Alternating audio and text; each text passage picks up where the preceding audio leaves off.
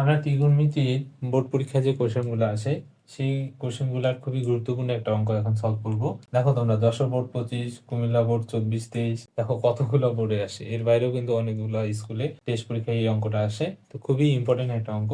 তো চলো আমরা খুব সহজেই এই অঙ্কটা করবো। প্রথমে আমরা লিখবো, দেওয়া আছে cos θ plus cot θ equal m, cot θ minus cos θ equal কি m। এই অঙ্কটা শুরু করার আগে আমরা একটা জিনিস খুব সহজে শিখে নিব, সেটা হচ্ছে যে সবসময় এই টাইপের ম্যাথ গুলাতে প্লাসের মানটা আগে রাখা লাগবে, মানে প্লাসের মান যেখানে থাকবে সেই জিনিসটা সামনে নেওয়া লাগবে বা আগে রাখা লাগবে। তো দেখো তো, এখানে কজের সামনে প্লাস, কিন্তু এখানে কি মাইনাস আছে, তার মানে এটা সামনে রাখা যাবে না। তাহলে দেখো এই কটের সামনে এখানেও প্লাস আছে, এখানেও কি আছে প্লাস, তাহলে এই কটটাই আমাদের কোথায় রাখতে হবে, সামনে রাখতে হবে। তোমার দেওয়া যাই থাকুক না কেন এই জিনিসটা অবশ্যই করতে হবে, আর যদি তুমি না করো তাহলে কিন্তু অঙ্কটা ভুল হয়ে যাবে। তোমরা চাইলে এই অভিজ্ঞতার হয়তো সম্মুখীন হইছো কখনো অঙ্ক করার ক্ষেত্রে। তো আমরা এখন শুরু করি। জিনিসটা যেহেতু বুঝতে পারলাম, লেফট হ্যান্ড সাইড দিয়ে, লেফট হ্যান্ড সাইড কি M square minus N square, তার উপর কি স্কোয়ার। এখন এম এর মান কি, এম এর মান হচ্ছে যেহেতু আমরা ওই যে প্লাসের মানটা সামনে লিখবো, তাহলে cot theta plus cos theta, cot theta plus cos theta M এর মান, তারপর মাইনাস এখানে স্কোয়ার ছিল স্কোয়ার দিলাম, এন এর মান হচ্ছে কি cot theta minus cos theta, তার উপরে স্কোয়ার এবং বাইরেও কি স্কোয়ার। তাহলে A plus B whole square minus A minus B whole square, এটা কিসের অনুসিদ্ধান্ত, 4ab অনুসিদ্ধান্ত। আচ্ছা আমরা বসাইলাম কিন্তু 4ab, এর বাইরে কি স্কোয়ার আছে, স্কোয়ার দিয়ে দিলাম। তাহলে 4 চৌক কত, 16 কট স্কোয়ার থিটা, তারপর কি কজ স্কোয়ার। এখন আমাদের এই যে এখান থেকে 16 কিন্তু প্রমাণের একটা অংশ চলে আসে। এখন আমাদের কি এম এন এর মান বের করতে হবে।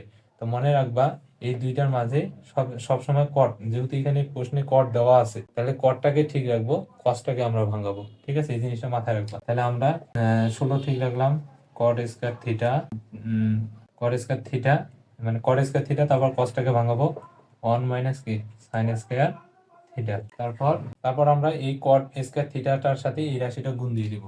তাহলে আমি লিখি 16, তারপর হচ্ছে কট স্কোয়ার থিটা এই 1 এর সাথে, তারপর প্লাস আর মাইনাসের গুণগুলো কি হবে, minus cot square theta into sine square theta. তারপর 16 ঠিক রাখবো, কট স্কোয়ার থিটা মাইনাস কটটাকে ভাঙাবো, কটকে ভাঙালে কি পাওয়া যায়, cos square theta by sine square theta into sine square theta.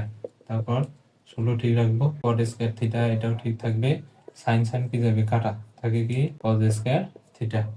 তারপর 16 ঠিক থাকবে, এ স্কোয়ার মানে বি স্কোয়ারের সূত্র কি এ প্লাস বি ইন্টু এ মাইনাস বি। তারপর 16 ঠিক রাখবো, এটার মান কি, এটার মান হচ্ছে এম, এই যে এটার মান এম আর এটার মান কি এম, এটাই আমাদের কি রাইট হ্যান্ড সাইড। এটা প্রমাণ করতে বলছে, প্রমাণিত। আশা করি অঙ্কটা খুব সহজে বুঝতে পারছো। তাও যদি সমস্যা থাকে তাহলে শুরু থেকে আরেকবার অঙ্কটা রিভিশন দিবা, মানে আরেকবার দেখবা। তাহলে একটা কথা শেষবার বলে রাখি, যে মানে যে রাশিগুলোর সামনে, মানে যে রাশিটা দুইটা রাশি দুইটা যদি থাকে, যেটা সামনে প্লাস থাকবে সেটাই আমরা কি লিখবো, প্রথমে লিখবো, দেওয়া যাই থাকুক। আর যদি তুমি এই কাজটা না করো তাহলে কিন্তু অঙ্ক ভুল হয়ে যাবে। হয়তো কখনো উতরায় যেতে পারো, তবে ম্যাক্সিমাম জায়গায় তুমি আটকায় যেতে পারো। তো মনে রাখবা যেটা প্লাস থাকবে সেটা প্রথমে লিখবা, এই জন্য করটা এখানে দ্বিতীয় জায়গায় আছে, তুমি প্রথম জায়গায় নিয়ে আসবা। ধন্যবাদ সবাইকে।